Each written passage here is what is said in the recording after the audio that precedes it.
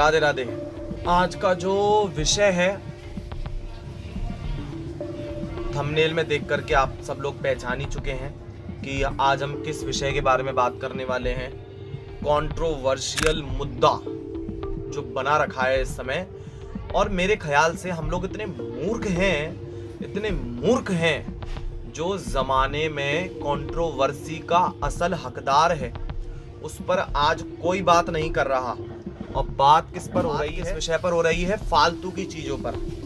अभिनव Arora and Jaya Kishori इस समय यही बहुत कंट्रोवर्सी का दोनों जने मुद्दा बने हुए हैं। सॉरी जया किशोरी जी, अभिनव अरोड़ा और जया किशोरी जी। हाँ, मैंने बोला जी। ये इन दोनों को हमने कंट्रोवर्सी का मुद्दा बना रखा है।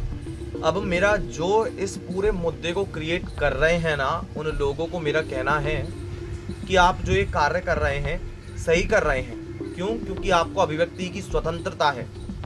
आप स्वतंत्र देश के नागरिक हैं। आप अपनी आवाज़ जनता के समक्ष रख सकते हैं, जिस प्रकार हम भी रखने आए हैं। तो लेकिन आपको मेरा इतना कहना है, जो देश में आज असल कंट्रोवर्सी का हकदार है, क्या आज हम उस पर आवाज उठा रहे हैं? क्या आज हम उन लोगों को बोल रहे हैं जो असल कंट्रोवर्सी के लिए जिम्मेदार हैं? जया किशोरी जी को हम प्रथम लेते हैं। उन्होंने बोला कोई बैग है किसी कंपनी का, उसमें आया है कि बीफ एंड एनिमल्स का लेदर यूज किया जाता है उस बैग को बनाने में। तो देवी जी ने अपनी सफाई के तौर पर बोला, अपने उत्तर दिया सामने से कि मेरा वो कस्टमाइज बैग है जिस पर मेरा उसका प्रूफ है कि उस पर जया लिखा हुआ है, वो मैंने खुद कस्टमाइज कराया है। तो उन्होंने बोला अब कस्टमाइज बैग है तो मैं कभी भी लेदर यूज ना मैंने किया है ना मैं करूंगी। तो पहली बात तो मैं जया किशोरी जी आपसे कहना चाहता हूं कि आप एक ऐसे स्थान पर बैठी हुई हैं जहां आप जिंदगी में आपकी वहां पर सोच काम करेगी 50%, लेकिन 50% आपको लोगों का मानना पड़ेगा। लोगों का मतलब जो सही कह रहे हैं। क्यों? क्योंकि उन लोगों ने ही आपको ऊपर चढ़ाया है और आप उन लोगों को ही सुना रहे हैं, आप उन लोगों का ही जीवन बदल रहे हैं। तो यदि आपको लोग सुन रहे हैं तो आपका भी फर्ज बनता है कि आप उन लोगों की बातों पर खरी उतरें। अब मेरा ये जो पूरा वीडियो है ये बहुत लॉन्ग हो जाएगा, तो जया किशोरी जी पर एक लॉन्ग वीडियो में बनाऊंगा जो असल बातें उनके बारे में मैं आप सबको बताऊंगा। लेकिन अभी बस इतना ही एंड करते हैं कि जया किशोरी जी हमारे देश की कथावाचिका हैं।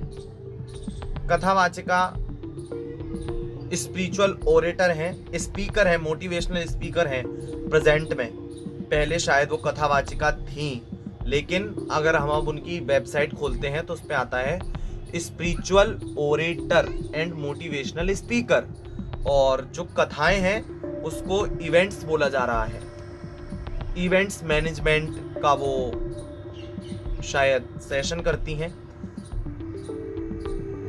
बिकॉज वो उनकी पर्सनल लाइफ है। हम कोई नहीं होते उनको बोलने वाले, वो अपना पर्सनल करें। लेकिन मैं इतना ही कहता हूं, जो पब्लिक फिगर होता है ना उसका फिर कुछ पर्सनल नहीं रह जाता। पब्लिक फिगर का कुछ पर्सनल नहीं रह जाता। यानी पब्लिक फिगर वही है जिसको लोग जानते हैं, तो लोग जानेंगे तो उसको जज भी करेंगे। तो हम फिर ये कैसे वो करते हैं कि कोई हमें क्यों जज कर रहा है? जो लोग हमको गलत जज कर रहे हैं हम उसको नहीं मानेंगे, लेकिन हमारे शास्त्र कह रहे हैं और जिस लाइन में हम हैं वर्तमान में, उस पर जो अव्वल पोजीशन पर बैठे हुए हैं वो लोग जैसा हमको गाइड कर रहे हैं, वो लोगों का क्या वक्तव्य है उसका हमें अनुसरण करना very very very necessary, very very very important, कि वो लोग हमको क्या आगे के लिए हमको गाइड दे रहे हैं। तो अब जैसा कि भागवत कह रही है श्रीमद् भागवत खुद कहती हैं, उन्होंने क्वालिफिकेशन बताया है, कौन कह सकता है, उसमें कथावाचक की क्वालिफिकेशन है, लेकिन शायद वो फॉलो हो रही है नहीं हो रही है, ये सब आप लोग जज करेंगे, क्योंकि आप सब लोग मुझसे ज़्यादा शायद जानते हैं। ये नहीं भी जानते हैं तो आपका मन तो इतना बता ही देगा कि कौन कथा कह सकता है, कौन नहीं कह सकता। लेकिन अब ये कहने का कोई फायदा नहीं है। क्यों? क्योंकि सब कार्य हो चुके हैं और हुए भी हैं तो बिल्कुल सही हुए हैं। पहले तक वो बिल्कुल संत लगती थी, साध्वी लगती थी, बड़ा तिलक धारण करती थी, वैसी ही पोशाकें धारण होती थी, लगता था कि ये सच्ची साधिका हैं। दीवानी में श्याम की, मस्तानी में श्याम की, ऐसे उनके गाने हैं। श्याम पिया की बन के जोगनिया, रंग गई उनके रंग में। तो ऐसे ऐसे गाने हैं, उनके भजन हैं, भजन हैं। लेकिन अब तो वो उनको सॉन्ग्स कहती हैं, भजन्स, शायद भजन्स हैं उनके। लेकिन और जस्सी गिल जी ऐसे जो गाने बना रहे हैं और फिर वो सफाई देते हैं कि गृहस्थ चुना है तो पैसा तो चाहिए। तो देखो, भूखा तो कोई नहीं मरता, ये बात आप सब भी जानते हैं। भूखा कोई नहीं मरता, लेकिन पैसा तो महाराज, अब आप हमारे मुख से शायद अच्छा नहीं लगेगा, पैसा तो एक गलत से गलत व्यक्ति, गलत से गलत महिला भी कमा लेती है। लेकिन जो मायने रखता है ना, वो उसका मान, उसका सम्मान, उसका स्वाभिमान। अगर आप उसको ही अपने गिरा करके पैसे में जा रहे हैं तो क्या फायदा? कहाँ ले जाएंगे आप इतने पैसे को? और सोना चांदी तो हम अपन को खाना नहीं है जो अपन लाखों रुपए के पीछे जाएं। अच्छी बात है, आप लाखों रुपए कमाएंगे तो आप लोगों की मदद कर पाएंगे, लेकिन खानी तो आपको 2 रोटियां ही हैं। अगर आपको अपना फिगर मेंटेन रखना है तो 2 रोटियां ही खानी है। अच्छे से अच्छा क्या कितने का खा लेंगे आप? अब आई फालतू खर्च की, जैसे कि आपने अपने बैग में करा, हम कुछ नहीं कह रहे, ये आपकी पर्सनल लाइफ है, जैसे कि आप कहते हैं, तो आप कुछ भी कर सकते हैं भाई। 2 लाख का खरीदें, कितने का भी खरीदें, और ये अच्छी बात है, बिल्कुल खरीदें। लेकिन मुझे जो दुख है वो इस बात का है कि जब आप अपनी एक ऐसी छवि लोगों में बना लेते हैं, मैं आपको साक्षात देवी ही स्वरूप देखता हूं, हाँ,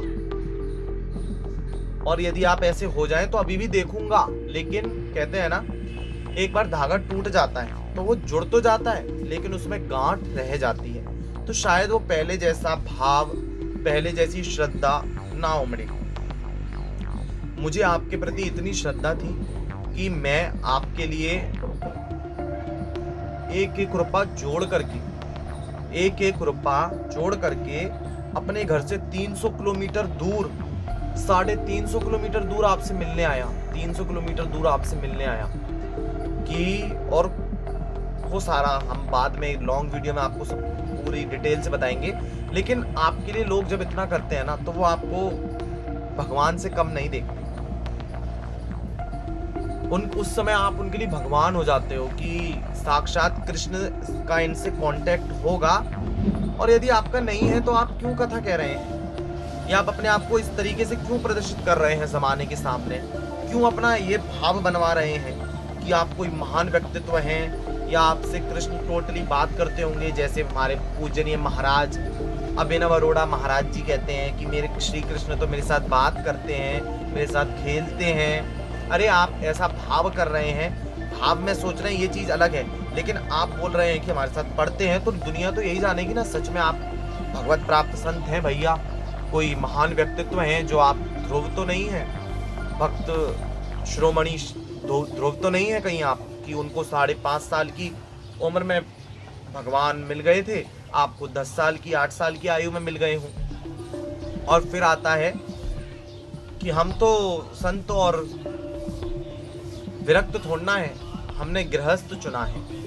तो गृहस्थ चुना है तो ये कहाँ से आप लोग मेंटलिटी अपनी बना रहे हैं कि हम सब कर सकते हैं? अरे आप एक व्यास पीठ पर बैठ रहे हैं, व्यास पीठ कहा जाता है उसको। और आप कह रहे हैं हम 99% डाइटरी वो सात्विक रहते हैं। अरे आपको अपने ता उम्र सात्विक ही रहना है, सात्विक ही रहना है।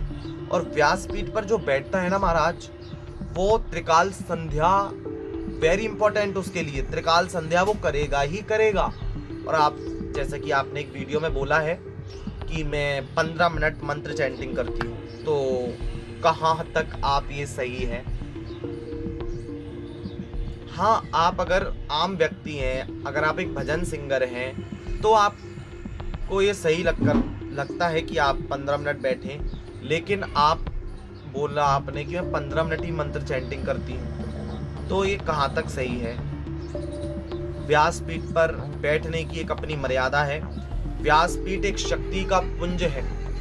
व्यासपीठ पर जो व्यक्ति बैठ गया ना, तो ये नहीं है कि उसमें अपने आप शक्तियां एंटर करेंगी। आपको जैसे कि आप एक श्लोक कहती हैं, विद्या ददाति विनयम विनयाति पात्रतम पात्रादि धनम धनादि धर्मम। और आपका ये श्लोक है ना, धर्मादि जयम। तो विद्या ददाति विनयम विनयाति पात्रतम, और विनय आपको एक अच्छा पात्र बनाता है।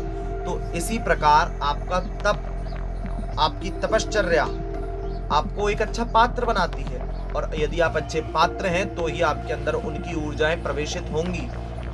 और हमारे लिए तो अभी भी आप पूजनीय व्यक्ति हैं। हमारी तो अभी भी जुबान लड़खड़ा रही है कि हम जिनको इतना सुनते हैं, जिनके दिखे, जिनको उनसे मोटिवेट होकर रेशन लेकर हम जिस मार्ग की ओर चले, और फिर आप ही ने बोल दिया कि अरे हम तो गृहस्थ में हैं और मैंने व्रत नहीं चुना। और फिर एक एग्जाम्पल आप सेट करते हैं वहां पर कि राजा अम्बरीश जी, तो वो राजा अम्बरीश जी हैं। राजा जनक जी का भी आप एक उदाहरण देते हैं। तो आपको क्या पता कि वो कितने महान संत रहे हों, और अपने आप को दोनों पक्ष में संभाल करके रखना, यानी दो नाव में पैर रखना, एक मयान में दो तलवारें रखना, दो नावों पर सवार होकर के चलना। तो इस पर हर कोई सवार नहीं हो सकता। बहुत बिरले महापुरुष ही दो नाव पर पैर रख के तरते हैं। बाकी अगर आपको व्रत चुना है तो व्रत में रहो, सांसारिक चुना है तो सांसारिक में रहो। लेकिन आपकी पर्सनल लाइफ है, हम इस पर कुछ नहीं कहेंगे। और अभी भी हम आपका पक्ष लेते हैं कि कृपया आप देवी जी को कुछ ना कहें, कुछ भी ना कहें। क्यों? क्योंकि अब वो ऐसा चाह रही हैं तो वो अवश्य चाहें, क्योंकि वो एक बेटी भी हैं, उनकी पर्सनल लाइफ है। लेकिन हमने जो उनके बारे में सोच रखा था, मैंने जो आपके बारे में सोच रखा था, मैंने वो अपनी सोच रखी, क्योंकि हम आपको मानते हैं अपना।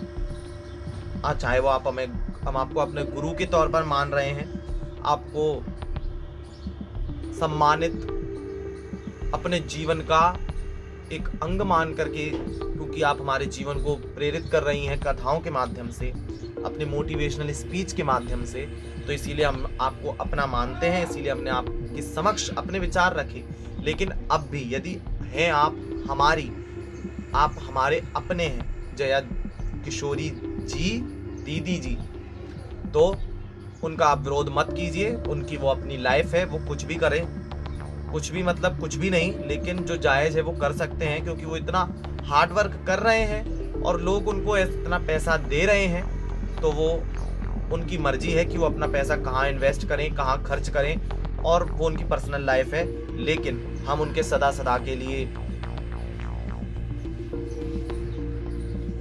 एहसानमंद हैं कि आपने हमारे सनातन के लिए जो कार्य किया है वो बहुत ही अद्भुत है, बहुत ही सराहनीय है, आदरणीय है, अच्छा है, और कभी भी भुलाने वाला नहीं है। क्यों? क्योंकि आप महिला कथावाचिका के रूप में पूरे विश्व में जानी जाती हैं। और हमारे सनातन को आप, जैसे कि माननीय श्री नरेंद्र मोदी जी, वर्तमान देश के प्रधानमंत्री जी ने आपको कहा था कि बहुत ही मॉडर्निज्म के साथ, बहुत ही आधुनिकता के साथ हमारे धर्म को आगे ले जा रही हैं।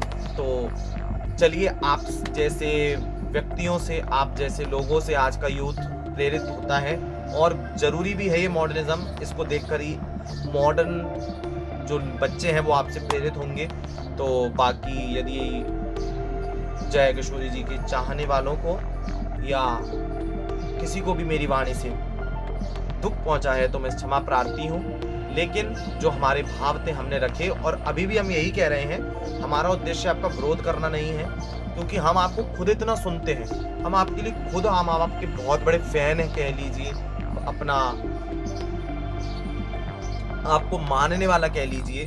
जैसे कि फोटो आपको दिख रहा है, प्रथम बार मैंने आप ही की कथा सुनी थी जब आप आगरा में आए थे, और बहुत ही प्रयासों से वो मैं लॉन्ग वीडियो के माध्यम से आपको बताऊंगा। लेकिन आप अभिनव अरोड़ा जी का, जया किशोरी जी का विरोध मत कीजिए, उनको बताइए उनके समक्ष जा करके कि आप ये गलती कर रहे हैं, और अगर आप इसको सही कर लें तो बहुत अच्छा होगा। लेकिन विरोध करना इस प्रकार, ये मुझे गलत लगता है, क्योंकि वो भी हमारे सनातन के हैं, वो हमारे अपने हैं, और हम उनका कार्य नहीं भूल सकते कि वो कितना प्रेरित कर रहे हैं लोगों को। और रही बात अभिनव अरोड़ा जी की, तो भले ही वो बच्चे हैं, माँ बाप के कहने पर चल रहे हैं, कोई बात नहीं।